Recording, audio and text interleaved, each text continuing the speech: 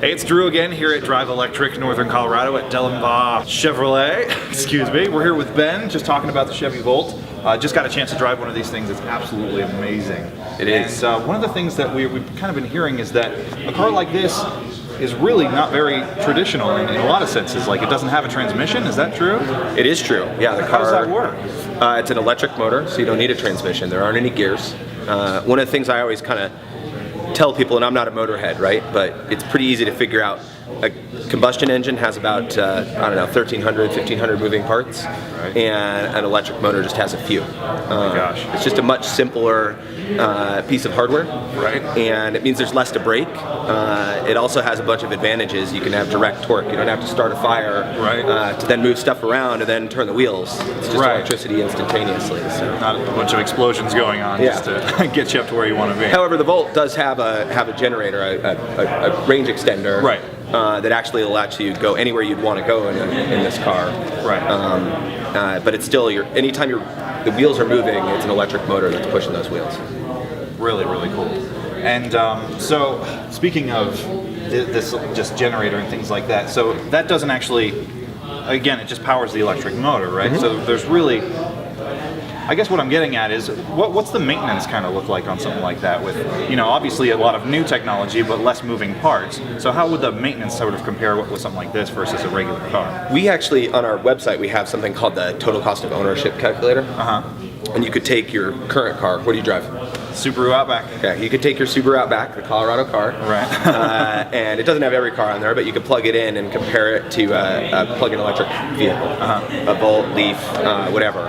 And one of the things it'll calculate in there is the maintenance savings. Gotcha. So for a plug-in electric vehicle, because it is such a simpler vehicle, it also has regenerative braking. Generally speaking, you basically have to change the oil once a year, and that's just because they feel like they have to do that. Right. And a lot of people have to put wiper fluid in the car, right. And rotate the tires. Oh my gosh. So from a maintenance standpoint, people are really going to save a lot by driving a plug-in electric vehicle. Wow, absolutely incredible. So when we were out driving just now, there were a lot of different drive modes. There was a sport mode and there was a mountain mode. And so, I mean, how does that work? Because when we switched into sport mode, man, I felt like I had, a V6 engine under the hood. I mean, cars are smarter. Yeah. It's something where they can actually take advantage of computer technology to actually help kind of influence our driving. Right. And so if it's in sport mode, obviously you're going to get poorer gas mileage or poorer electric mileage. Right. Whereas if you're in the normal mode or the eco mode, you're going to get more range out of that battery. Right. So it gives users the opportunity, or drivers, I should say, not users, but drivers the opportunity to make those choices. And I think a lot of people really, the thing goes plenty fast even in eco mode. Right. Yeah. I think people a lot of times the first time they drive an electric vehicle, they're really surprised by how quick they are. Absolutely. I know I was, for sure. I mean, absolutely blown away. And then there was also mountain mode on there. And I know we've got a lot of skiers watching, Paul Wozniak. And is this something that you could really just load up your skis and drive up to the mountains? Sure, you can drive it anywhere. Wow. This one, the Volt, you could literally drive anywhere. You could drive to New York tomorrow. Gotcha. The Leaf and some of the others, soon, I think that'll be a much more bigger reality. Right. But right now, you do have to plug in every 90 miles or 100 miles or so. And you don't have that generator back up. Correct. But, 90%, over 90% of people in the U.S. drive less than 47 miles a day, or less than 40 miles a day, excuse me. Gotcha. So, most of your driving, you would never need anything other than that electric vehicle. Right. And that's absolutely incredible. Just, the lower maintenance, the better gas mileage, just all around, it just seems like electric cars are really the way of the future. We hope so. Right. I think one thing that people don't always think about too is if you buy a gas car, you have one choice in terms of how that vehicle is going to be powered, right? You got to go to the gas station and put gas in.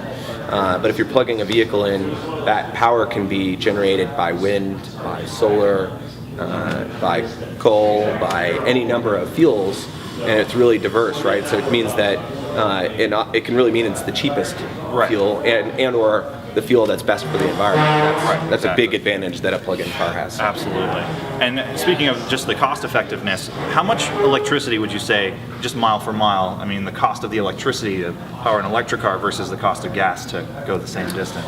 There's actually a calculator, not to keep bringing up calculators, but that the Department of Energy has done. Okay. That gives a sort of a cost per mile gallon equivalent. Okay, cool. It's going to be a little bit different depending on where you live. Right. Here, the generally speaking, the kilowatt hour cost per kilowatt hour is about 7 to 11 cents. Wow. And so a lot of people who drive and just plug in at home might see an increase to their electric bill of $3 or $8 or $10, depending on how much they drive. Well, that's a lot better than 40 or 50 bucks at the pump, for sure. It's way better. And there's a convenience thing. Now that I've driven one, I didn't realize how much how little I would miss going to a gas station. Right. Or how much I disliked going to a gas station. Right, yeah. Once you don't have to go anymore, it's you suddenly realize what an inconvenience that is. Yep. And what a hassle that can be, especially in the wintertime. So that's what it's all about. Drive electric Northern Colorado here at Dellenbach Chevrolet. Ben, thank you so much for talking with us. Thank you.